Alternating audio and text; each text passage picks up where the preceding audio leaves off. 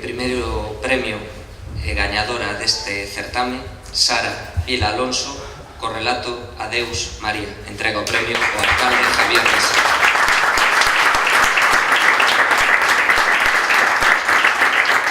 En primeiro lugar, dar as grazas ao xurado e ao Concello de Redondela polo recoñecemento, porque nos fai moi felices as tres, supoño. Os catro, bueno, o rapaz que falta tamén. A min en particular faime moi feliz por varios motivos. O primeiro é que iniciativas como esta dannos ás mozas e aos mozos todos os folgos que esta atrapallada que chaman crise nos están quitando.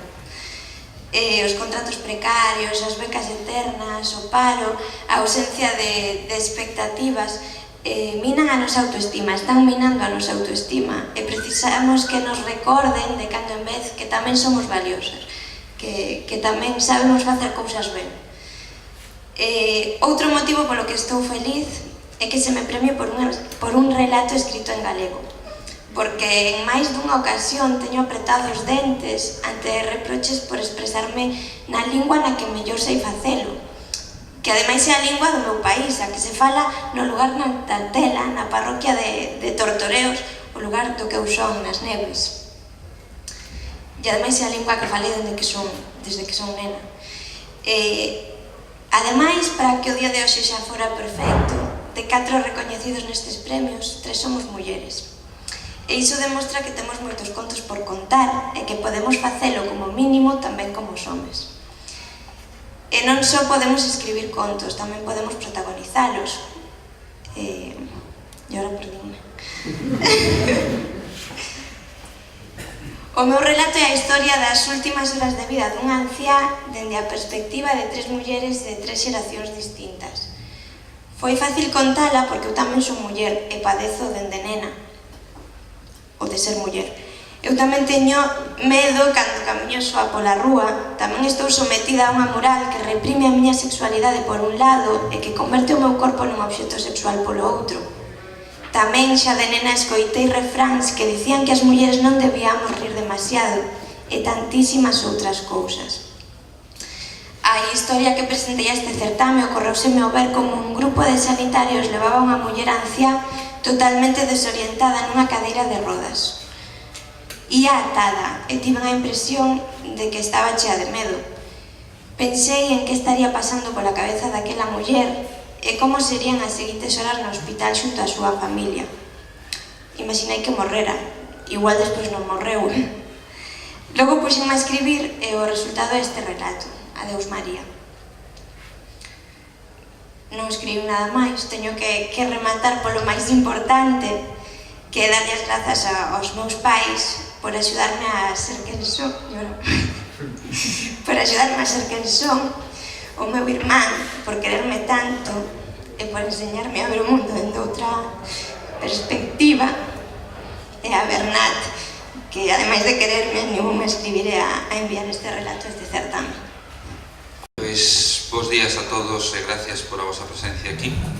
Como xa se dixo antes, os protagonistas sodes vos, os premiados, pero é un día de agradecemento, como xa se dixo anteriormente, pois a todos os que fixeron posible que estemos celebrando a 16ª edición deste certame.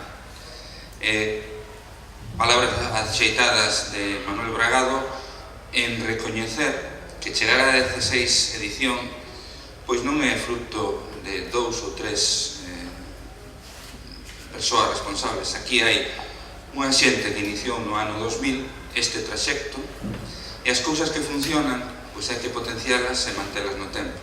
E nós, desde que chegamos, pois tratamos tamén de que este certame pois xa fora pois un clásico dentro da oferta cultural de Redondela. E por iso, bueno, agradecer primeiro aos participantes, e os participantes o premio non podería ter sentido, ao xurado que, bueno, non debe ser fácil pois ter que decidir entre, creo que foron 25 obras a hora de, bueno, pois poder valorarla e xulgarla con xusticia. Por suposto, a Sonsoles a incansable, que está sempre colaborando en que este premio sea un referente na xuventude cultural do ámbito galego. Ao concelleiro Julio Alonso, que é a primeira vez que organiza, pero creo que o está demostrando que esa pasión por facer ben o traballo está tendo os seus frutos. E se hai alguén que teño que agradecer é a Edicións Xerais, ao seu representante Manuel Bragado, porque, xa digo, non foi flor dun día, as palabras que hoxe dixo aquí están cheas dun contido de recoñecemento e de valorar que este premio non é unha actividade máis, sino que o leva, Edicións Xerais o leva xa dentro con orgullo dese patrimonio que a empresa pode ter. E a mí se me ocurre falar en parte dos vosos testimonios en que os premiados poderías facer algo máis.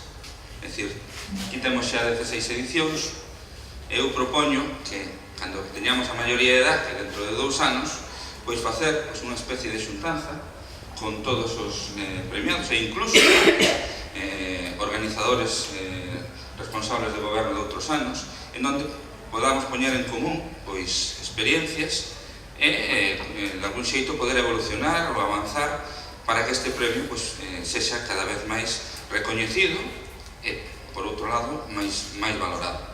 Entón, a vos xa vos encargo ser promotoras do premio. Aquí hai que levar algún deber para casa, non? Entón, promotoras do premio para que isto poida seguir adiante. Non sei, Sonsoles, se isto pode facerse dentro de 2 anos, non sei, Manolo, que debes ter aí unha base de datos importante tamén, non sei se é unha boa idea ou non, pero eu creo que en torno a él poden facer unhas xornadas e tratar de mellorar as partes que se podan facer. Dúas cousas relacionadas co Concello de Redondela, se hai algo que se caracteriza é a boa vinculación coa cultura. Nos se facía referencia non só a este premio, sino aos premios Blanco Amor.